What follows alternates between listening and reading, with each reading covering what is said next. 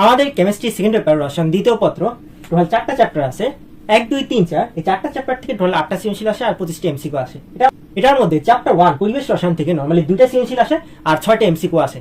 আর জৈব রসায়ন থেকে নরমালি 3টা সৃজনশীল আসে আর 8টা এমসিকিউ আসে। পরিমাণগত রসায়ন থেকে 2টা সৃজনশীল 6টা এমসিকিউ আসে। তড়িৎ রসায়ন থেকে 1টা সৃজনশীল আর 5টা এমসিকিউ আসে।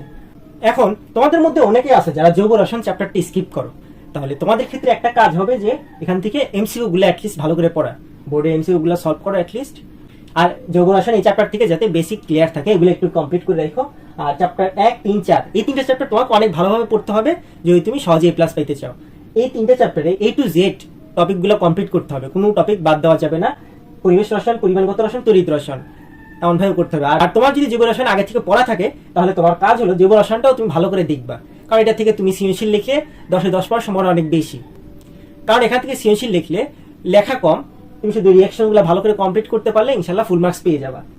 তাহলে তোমার দরকার হলো 5টা সৃজনশীল। নর্মালি বোর্ডে 4টা সৃজনশীল সহজ হয় আর 4টা সৃজনশীল কঠিন হয়। তাহলে তোমাকে এমনভাবে প্রিপারেশন নিতে হবে যাতে অ্যাটলিস্ট আমরা এই 1 3 4 এই 3টা চ্যাপ্টার থেকে 5টা সৃজনশীল অ্যান্সার করতে পারি। প্লাস আমরা আরেকটা অপশন হাতে নিয়ে যাবো জৈব রসায়নের যে কোনো একটা টপিক থেকে, আরেকটা অপশন হাতে রাখবো জৈব রসায়ন থেকে অ্যান্সার করার জন্য। নর্মালি যে 6টা অপশন হাতে রাখি তাহলে আমাদের জন্য A+ পাওয়াটা সুবিধাজনক হয়। তাহলে জৈব রসায়নের থেকে আমাদের নর্মালি 3টা সৃজনশীল আসে, নর্মালি 4টা টপিকের উপর এই 3টা সৃজনশীল আসে। তাহলে কোন 4টা টপিক এগুলো আমি সব একটু পরে ডিটেইলসে আলোচনা করতেছি। এখন হচ্ছে কি আমরা চ্যাপ্টার ওয়াইজ সাজেশনের দিকে যাই। চ্যাপ্টার ওয়াইজ কোন টপিকগুলো পড়লে ভালো হয় সিকিউ প্লাস এমসিকিউ এর জন্য দুটোই এখন জানবো।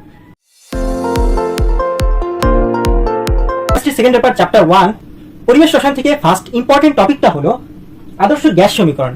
এখান থেকে আমাদেরকে মোল সংখ্যা নির্ণয় করতে বলে, মোলার আণবিক ভর নির্ণয় করতে বলে, অণুর সংখ্যা নির্ণয় করতে বলে। 2 নাম্বার টপিকটা হলো ডাল্টনের আংশিক চাপ সূত্র।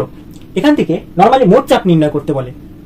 নাম্বার 3 বয়েল চার্জ গেলুসাক কোন সূত্রকে সমর্থন করে এটা বোঝার জন্য আমাদের উদ্দীপকে নরমালি গ্রাফ আকারে দেয় আর না হয় ছক আকারে দেয়। আমাদের 4 নাম্বার ইম্পর্টেন্ট টপিক হলো ব্যাপন হার নির্ণয়। কোন পাত্রে ব্যাপন হার বেশি হবে, কোন পাত্রে গ্যাসটা আগে পৌঁছাবে।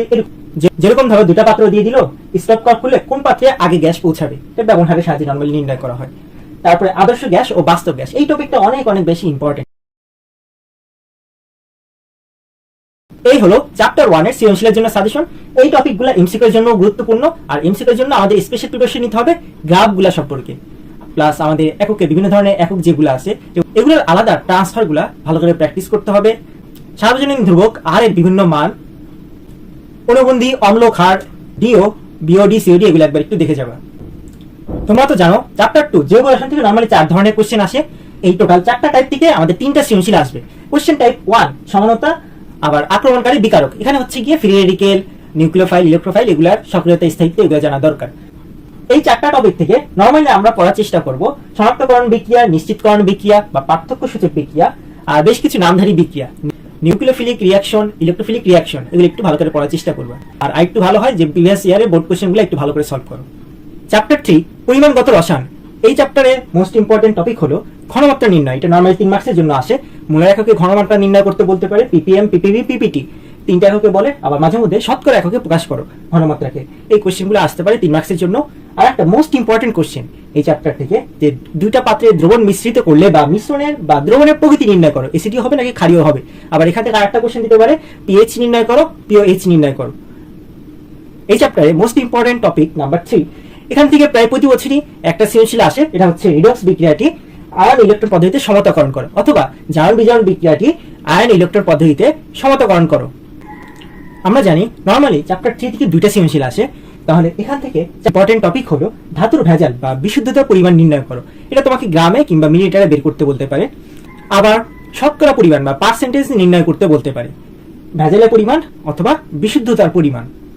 টপিক নাম্বার 5 এসিড ক্ষার পূর্ণ প্রশমনে কি পরিমাণে এসিড বা ক্ষার লাগবে, অথবা কখন পূর্ণ প্রশমন হবে, কি পরিমাণ ধাতু যোগ করলে পূর্ণ প্রশমন ঘটবে। এটার ক্ষেত্রে নরমালি গ্রাম এককে অথবা মিলিলিটার এককে নির্ণয় করতে বলে। এই চ্যাপ্টার থেকে নাম্বার 7 ইম্পর্টেন্ট টপিকটা হলো দ্রবণের প্রশমনে কোন উপযুক্ত নির্দেশক ব্যবহার করতে হবে, অথবা টাইট্রেশন বা সমাপ্তি বিন্দুতে কোন নির্দেশক ব্যবহার করতে হবে। নাম্বার 8 টপিক হলো অণুর সংখ্যা বা আয়নের সংখ্যা নির্ণয় করতে বলবে দ্রবণ থেকে, অথবা আরেকটা কোশ্চেন আসে যে দণ্ডের বা লোহার ভর নির্ণয় করো। এই হলো চ্যাপ্টার 3 এর সৃজনশীলের সাজেশন।